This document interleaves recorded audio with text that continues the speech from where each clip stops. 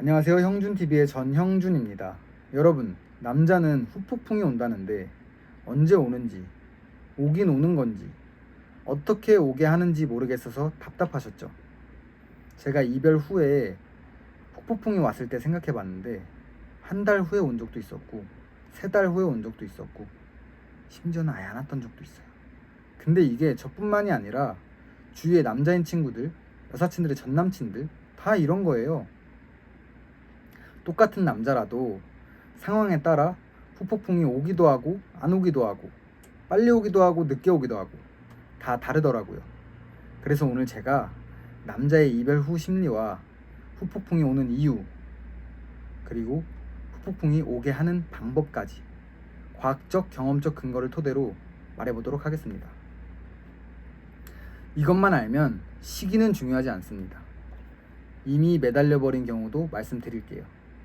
자, 우선 남자가 이별 후 어떤 생각을 하냐면요, 여러분이 차이셨거나 붙잡아도 안 잡힌 경우라면 상대방은 공허하지만 후련하기도 합니다. 앞으로 더 좋은 사람을 만날 수 있을까? 걱정하는 사람도 있고, 오히려 새로운 사람을 만날 생각에 기대하는 사람도 있죠.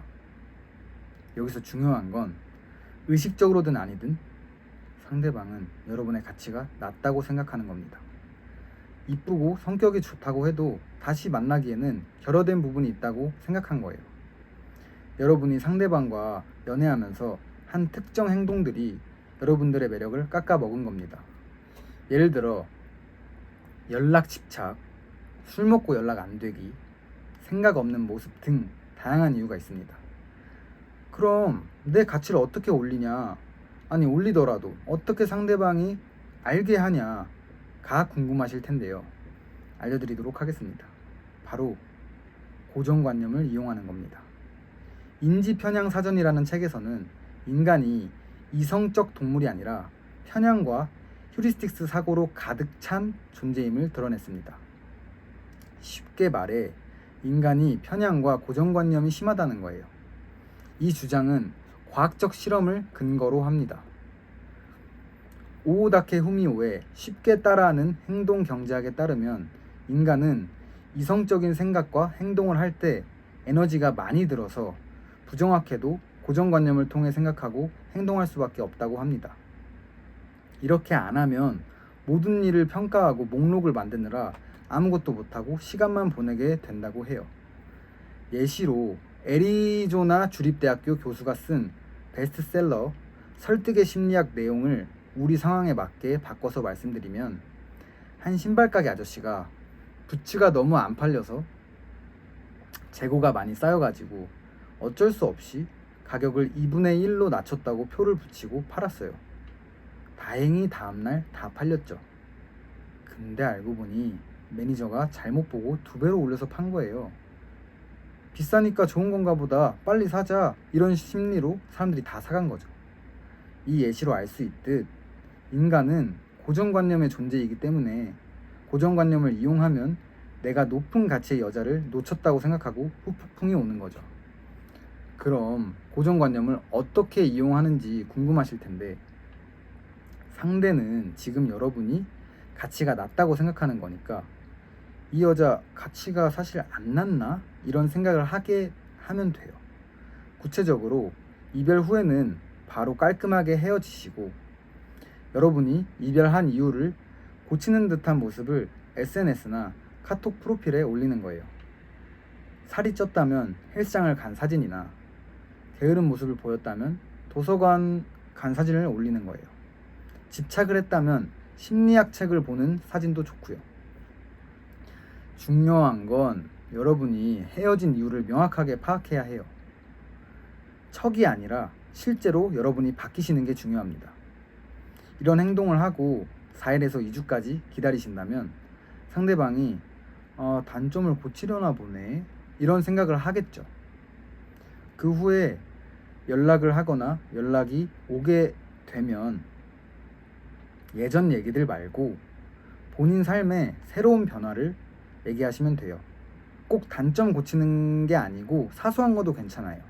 예를 들어서 머리 바뀌었다, 네일 했다, 이런 것도 괜찮고. 여기서 주의할 점은 나 너가 게으른 것 같다고 해서 요즘 도서관 다녀. 이런 이별 이유 때문에 노력한다는 말은 안 하시는 게 좋아요. 왜냐하면 상대방이 얘 나랑 다시 만나고 싶어서 노력하네 같은 생각을 할 수 있어요. 그리고 이때에도 다시 만나고 싶다는 얘기는 하지 마시고 대화를 끝내세요. 그리고 각자의 삶을 사시는 거예요. 그러면 문득 고독할 때 상대가 후폭풍이 와서 여러분을 그리워할 거예요. 이때 연락이 와서 재회를 원한다면 바로 받아주지 마시고 애매한 스탠스나 약간 튕기는 것을 추천드립니다. 그리고 상대방이 만약에 자존감이 낮은 상태라면 받아주는 것도 좋습니다. 재회를 원한다면요, 여러분들이. 그럼 이미 매달려 버린 후에는 어떡하죠? 라고 물어보실 텐데, 이때에는 매달리시고 1주에서 2주 후 마음 정리되었다는 메시지를 보내세요. 그때 나도 당황스러워서 매달렸었던 것 같아. 미안해. 이젠 괜찮아. 너도 잘 지내길 바래. 뭐 이런 식으로 보내시고 앞에서 말한 구체적인 방법을 그대로 사용하시면 돼요. 그럼 고정관념을 이용해서 가치가 높은 걸 보여주라고 했는데 그냥 다른 남자랑 있는 거 보여주면 그게 제일 가치가 높은 거 아니야? 아니면 과장해서 가치가 높아 보이게 하면 되는 거 아니야? 라고 생각하실 수 있는데, 노벨 경제학상을 받은 리처드 세일러가 쓴 너찌에서 나온 헤게그의 택시 실험을 각색해서 설명을 해보자면, 아까 가격을 2배로 해서 다 팔린 부츠의 사례를 말씀드렸는데 이번엔 가격을 10배로 올린 부츠를 팔았어요. 근데 그걸 보고 손님들은 터무니없는 가격에 가게 욕을 하고 더 이상 가게에는 오지 않았다고 합니다. 이로 알 수 있듯 너무 과장해서 가치를 보여주는 것은 역효과를 일으킬 수 있습니다. 이 고정관념을 이용하는 것의 포인트는 척하면 안 되는 거고 슬쩍 보여주는 거에 있어요. 자, 그럼 오늘은 남자 이별 후 심리, 후폭풍이 오는 이유와 오게 하는 방법까지 소개해드렸는데요. 저도 헤어지고 후폭풍이 왔었을 때가 있었어요. 제가 너무 바쁜 상황에 상대방이 저만 기다리고 자주 연락을 못하는 것에 서운해해서 저도 지치고 헤어지게 됐었는데, 시간이 1달 정도 지나고 그 친구가 다른 사람들하고 잘 지내는 모습을 보이는 거예요. 그리고 그때쯤 저는 후폭풍이 왔습니다. 찌질하지만 그때 진짜 힘들었어요. 여러분들이 오늘 내용을 듣고 상대를 너무 힘들게 하지는 않았으면 좋겠습니다. 그럼 좋은 하루 되세요.